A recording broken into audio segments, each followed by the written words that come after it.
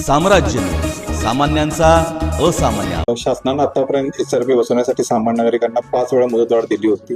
शेवटची मुदतवाढ जी होती ती 30 जून पर्यंत होती। आता शासनानं त्यानंतर 1 जुलै नंतर शासनानं असा आदेश केलेला आहे की यानंतर जे काही वाहनं SRP बसवलेली नसतील किंवा त्यांनी SRP साठी अपॉइंटमेंट घेतली नसेल अशा वाहनावर आपल्या भरारी पथकातर्फे कारवाई करा।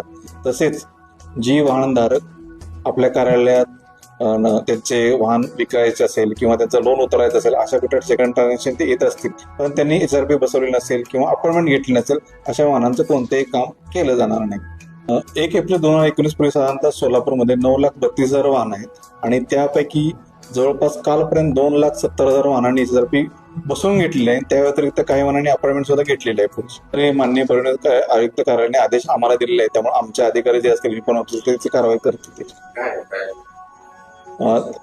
SRP साठी त्याला 1,000 रुपये दंड आहे। त्यासाठी साधारणतः असं होतं की आपण पाहतो की समजा एखादी गाडी चोरीला गेली किंवा वाहनाचा अपघात नाही सापडला तर त्याच्या जर समजा दादा मामा किंवा ज्या याच्यात भाषेत पाहिजे याच्यात जर आकडे जर नसतील तर वाहन ट्रेस होत नाही। वाहनाचा मालक जर ट्रेस करायचा असेल किंवा जो आपल्याला संकेत जर कळवायचा असेल, शोधायचा असेल, मूळ मालक शोधायचा, त्या गोष्टी आपल्याला सापडत नाही। त्यामुळे शासनाचं असं म्हणणं आहे की नंबर प्लेट अशी असली पाहिजे की विजिबल सगळ्यांना इझिली ओळखता आली पाहिजे आणि त्या मालकापर्यंत आपल्याला पोहोचता आलं पाहिजे, त्याला वेळेत मदत करता आली पाहिजे। हा शासनाच्या पाठीमागचा उद्देश आहे। या माध्यमातून मी महानगरांना हे आवाहन करत होतो की आतापर्यंत शासनाने आपल्याला 5 वेळा मुदतवाढ दिली, आपण सुद्धा ते SRP बसवून घ्यावी जेणेकरून आपल्याला अशा काही अडचणी आल्या तर त्यावेळेस शासन किंवा रस्त्यावरील नागरिक असतील आपल्याला सहज मदत करू शकतील, त्यावेळेस कोणतीही अडचण येणार नाही।